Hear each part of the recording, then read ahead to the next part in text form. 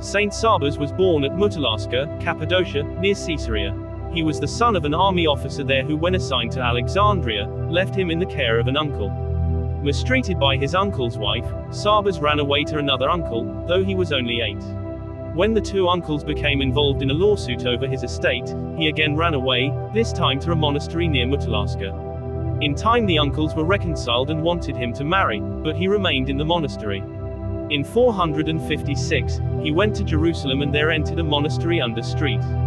Theoctistus. When he was 30, he became a hermit under the guidance of Saint Euthymius, and after Euthymius's death, spent 4 years alone in the desert near Jericho.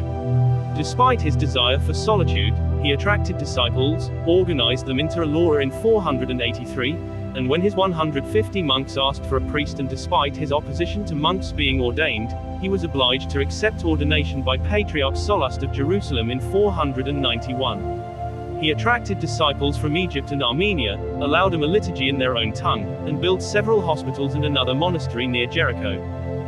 He was appointed archimandrite of all hermits in Palestine who lived in separate cells, but his custom of going off by himself during Lent caused dissension in the monastery, and 60 of his monks left to revive a ruined monastery at Thecuna. He bore them no ill will and aided them with food and supplies.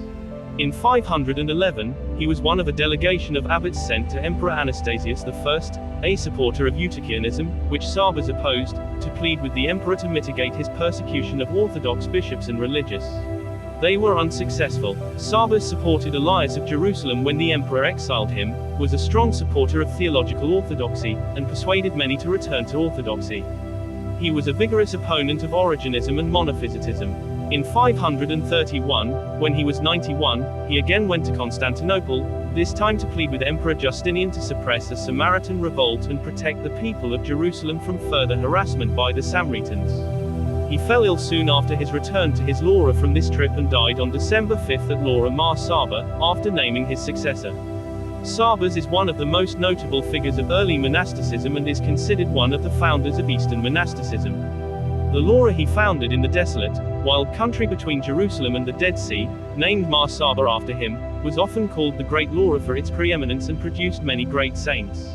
It is still inhabited by monks of the Eastern Orthodox Church and is one of the 3 or 4 oldest monasteries in the world.